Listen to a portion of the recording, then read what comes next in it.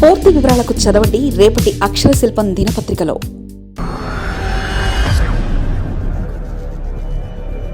విశాఖ తీరంలో 2703 డాల్ఫిన్లు. ఏపీ, ఒడిశా, పశ్చిమ బెంగాల్ తీరంలో గుర్తింపు. ఎక్స్క్లూజివ్ ఎకనామిక్ జోన్ పరిధిలో 10,443 సముద్ర క్షీరదాలు. 12 నుంచి 200 నాటికల్ మైలు లోతుల్లో 16 జాతులకు చెందిన 10,416 డాల్ఫిన్లు. భారత సముద్ర జలాల్లో డాల్ఫిన్లు, తిమింగలాలు సందడి చేస్తున్నాయి.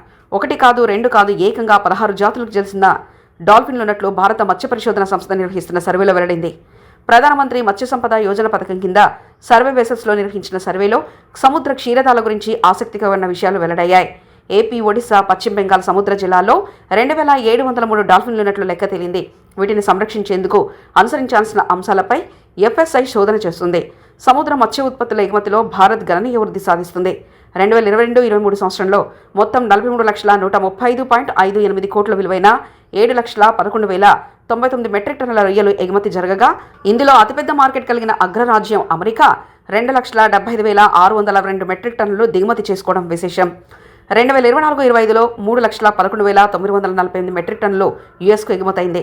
రష్యా చమురు కొనుగోలు అంశం తర్వాత టారిఫ్లు పెంచడంతో ఈ ప్రభావం మత్స్య ఉత్పత్తుల ఎగుమతులపై పడింది.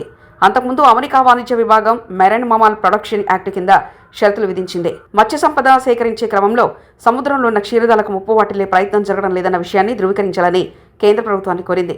అందుకే ప్రధానమంత్రి మత్స్య సంపద యోజన పథకం కింద సెంట్రల్ సెక్టర్ స్కీమ్లో భాగంగా సముద్ర క్షీరదాలైన డాల్ఫిన్లు, తిమింగలాల సంఖ్య గణించే ప్రక్రియకు శ్రీకారం చుట్టింది.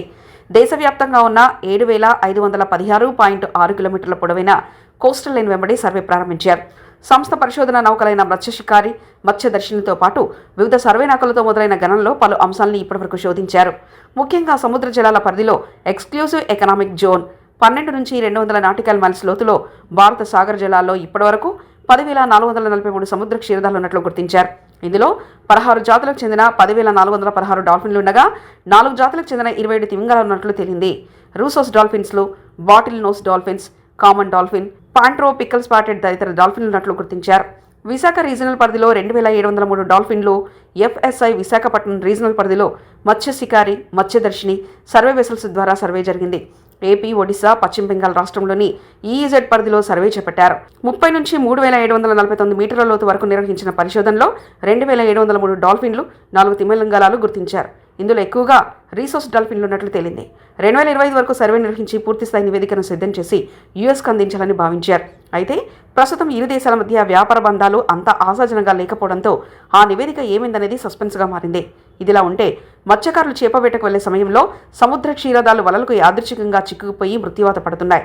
దీంతో వలలో పడిన సమయంలో ఏం చేయాలని దానిపై మత్స్య పరిశోధన విభాగం అధికారులు మత్స్యకారులకు ప్రత్యేక అవగాహన కార్యక్రమం నిర్వహిస్తున్నారు. సముద్ర జీవావరణ వ్యవస్థ విధులు, ప్రక్రియలను నిర్వహించడంలో సముద్ర క్షీరదాలు కీలకంగా వ్యవహరిస్తాయి. తిమింగలాలు ఉపరితలం దగ్గర ఆహారం తీసుకునేటప్పుడు పోషకాలు అధికంగా ఉండే మలాన్ని విడుదల చేస్తాయి. వీటి వల్ల ఉపరితల జలాలు సారవంతమవుతాయి. భారత సముద్ర జలాల్లో ఉన్న క్షీరదాల్ని సంరక్షించేందుకు ఎఫ్ఎస్ఐ నిరంతరం శ్రమిస్తుంది. మరిన్ని కథనాల కోసం సబ్స్క్రైబ్ చేసుకోండి మీ అక్షర శిల్పం. పూర్తి వివరాలకు చదవండి రేపటి అక్షర శిల్పం దినపత్రికలో.